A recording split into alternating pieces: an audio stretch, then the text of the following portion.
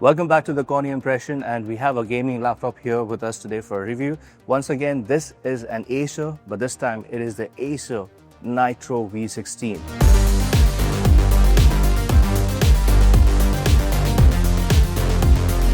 I want you guys to see this. I close it and I open it with one finger. Again, I close it and I'm opening it with one finger. To a lot of guys there will understand the importance of this because this speaks volume. This is the testament that the construction of this laptop is nowhere cheap. Though it's an entry-level gaming laptop, they have made sure that they've been very good with respect to the quality of the construction that has gone in. We'll come to that later, but let's talk about the specs.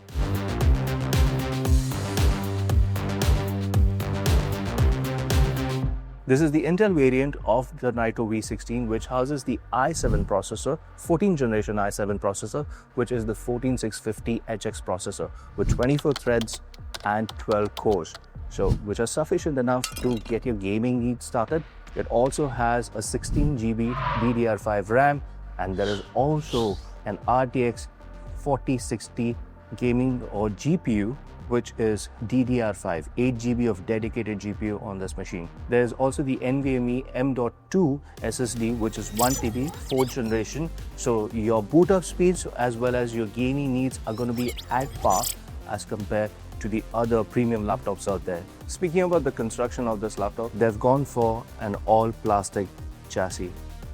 Some of them might consider that as a downside. I don't. It's because this makes this laptop very light. It's at 2.5 kg.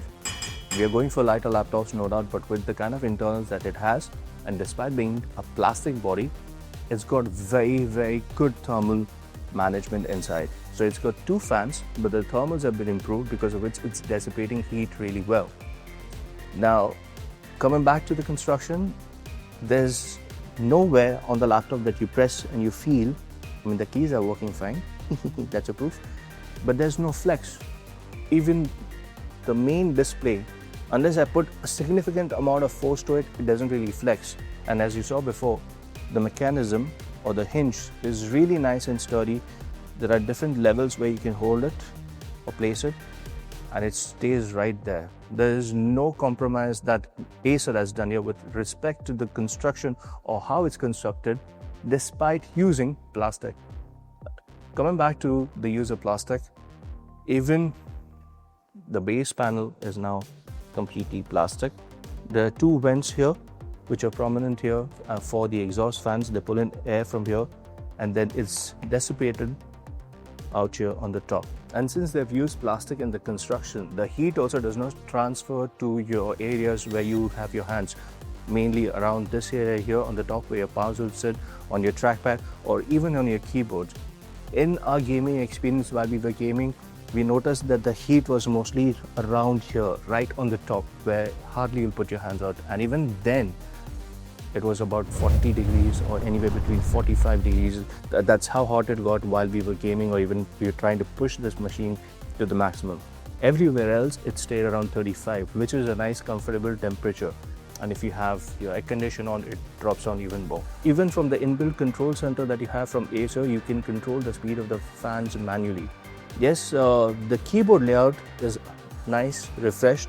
The feel and the travel of the keys is nice, especially if you want to game on this. When it comes to typing, say you're working with Word documents, it might be slightly more workout for your fingers, but for gaming, it's perfect. There is no RGB keyboard here. There's just one color that we get for the keys here, which is orange. We don't look at the keyboard while we're gaming on when we are typing, honestly, so it doesn't really matter. But yeah, for the people who like it, yeah, it's not here, but there is an orange backlit keyboard out here.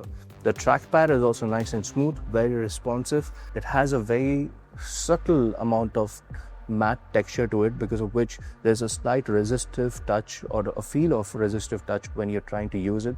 While gaming, it will come in handy is because it sort of gives you a very good layout of where your fingers are on the trackpad. That's if you're trying to game using the trackpad. Otherwise, you have a mouse connected in most cases to use it. But nevertheless, it's very usable, and there is no flex even in that area, which is a very good thing. That in itself is a testament of the construction of the laptop. ACER is already moving to an area where they want to make these machines as compact as possible, without compromising on the hardware that we get. And I think this is one of the testaments to it. And this too at the entry level price point. Now this one is priced at 4,580, and if there are any discounts on Amazon, you'll get it at a much cheaper cost.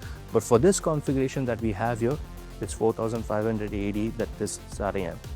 When it comes to gaming, we're going to show you some gaming samples. We enjoyed gaming on this. We tried some FPS games, some RPG games as well.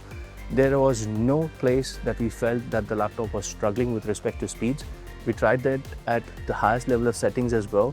On an average, we got a refresh rate when you're playing at the highest settings on an average of anywhere between 60 to 65 frames per second in Call of Duty and also at Forza. When we dialed it down and we kept it to moderate settings or balanced, we were easily achieving anywhere between 90 to 100 frames per second on this panel. And since we're talking about the gaming experience, it's also important to highlight the screen here. This is a 165Hz IPS display with a resolution of 1920 by 1200 and 16 by 10 ratio. So it's slightly more squarish, but that also gives you a wider field of view when you're gaming, which is very nice. Now, it does have 300 nits of brightness, which is sufficient enough for you to be gaming. But I do feel, like personally, if you want to use this for gaming, good. If you're going to be using it for your coding, your regular school work, nice. But if you want to use it for editing or especially for color grading, it's not the best screen. When I say it's not the best screen, the color is slightly something that they need to work with. But if you want to calibrate it, you can use a third-party tool to calibrate it and then use it as a dedicated screen for color grading as well. But if you do want to use this for color grading or for editing, you can have this as the base machine and then connect an external monitor using the HDMI port at the back and then color grade or even game. So there are a plethora of options when it comes to connectivity.